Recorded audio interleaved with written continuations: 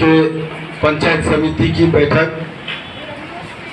इस सदन की बैठक की अध्यक्षता कर रहे प्रमुख साहब, यहाँ पर उपस्थित उप प्रमुख साहब,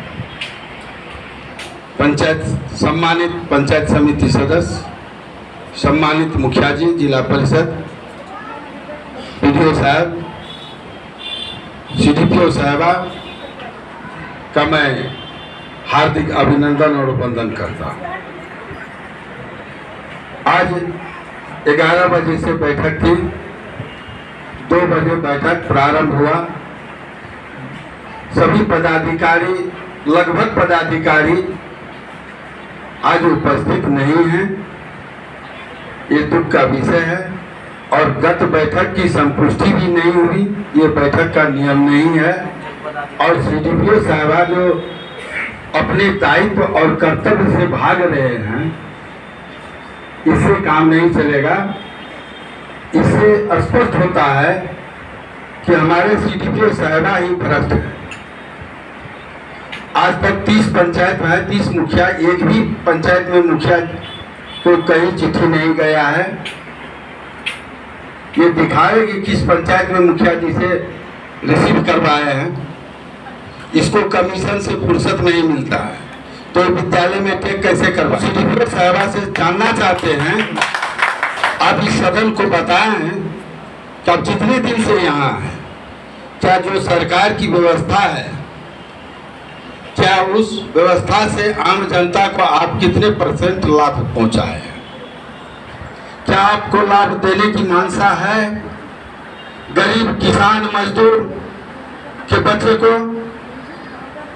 जब आपकी मानसा है, तो कल ही विद्यालय में टेक क्यों नहीं? कल ही आप दीजिए। आप कैसे बहाली कीजिएगा? आपका आदेश आएगा तब ना। आप चिट्ठी मंगा रहे थे, कब कौन सा चिट्ठी लाया? आंगनबाड़ी केंद्र पर चावल में 30 किलो 35 किलो कम जाता है, इस पर आप कभी बोले? कभी आप नहीं बोले। आप 30 पंचायत में किस पंचायत में आप भ्रमण किए हैं, ये बताइए ना। और कब तक में आप सुधार कीजिएगा? एक दिन, सप्ताह में कम से कम 2 पंचायत 3 पंचायत को आप चेकअप कीजिए, देखिए कि आपका आंगनबाड़ी केंद्र चल रहा है या कि नहीं, कहाँ भवन है, कहाँ नहीं है, बच्चे आते हैं कि नहीं आते हैं। ये आपका दायित्व नहीं है। आपको 4000 रुपया महीना चाहिए। ये 3-4-5 महीने में बैठक होती है, गत बैठक की संपुष्टि नहीं होती है। ये पदाधिकारी राज हो गया है, लूट का अड्डा बन गया है। हम चाहते हैं कि ये व्यवस्था को दुरुस्त करें, या नहीं तो ये बैठक को ही बंद कर दिया जाए। आप पदाधिकारी को खुली छूट है, जितना लूटना है आप लूट लीजिए। ये बहाना आप क्यों बना रहे हैं? क्या ना 10 दिन में नहीं, जब से आप आए हैं तो ये बताइए ना कि किस केंद्र में कितने जनता को आपने लाभ पहुंचाया। ये फेस मैचिंग नहीं हो रहा, ये नहीं हो रहा, तो आप वहाँ के स्थानीय प्रतिनिधि से कभी मिले, या आपका आंगनबाड़ी सेविका कभी मिले? इसके लिए बहाना मत बनाइए। आप सरकार से आए हैं, आपका आप भी सेवक हैं, हम लोग भी सेवक हैं। जब सेवक ही लुटेरा हो जाएगा तो जनता कहाँ जाएगी? कभी आप सोचे कि गरीब के बच्चे को क्या होगा? गरीब के पास पैसा नहीं है जो कि अच्छे विद्यालय में पढ़ा है। और आंगनबाड़ी केंद्र जो है, ये फाउंडेशन है। जब फाउंडेशन ही कमजोर हो जाएगा तो हमारे बच्चे शिक्षित नहीं हो पाएंगे। इस पर आप क्यों नहीं काम करते? दाल देता है, दूध जो मिलता है वो क्या करता है, और करू तेल जो लाता है वो बोतल में लाता है। और ये गिलास जो है कि उसमें जो कि देता है, मतलब दाल जो मिलता है गिलास लेके नाप के देता है।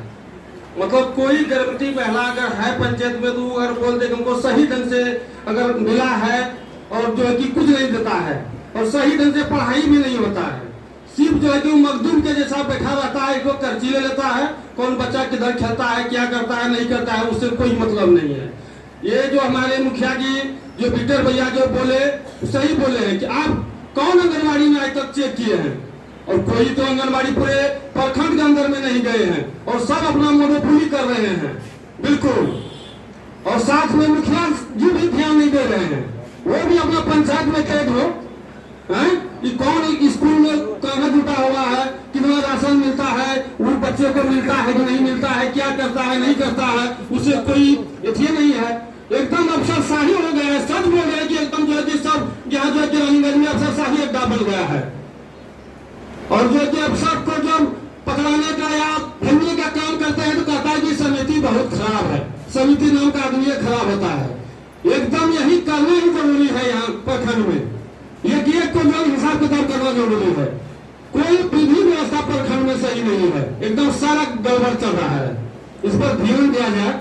और गरीब महिला जो है गर्भवती है उसको अनाज नहीं मिल रहा है, दाल नहीं मिल रहा है। परसों हमारे पास शिकायत में आया था कि हमको खबर दिया, हम जब गए तो छोटा सा गिलास था, ये एम्बुलेंस साहब उसी से नाप के दे रहा था।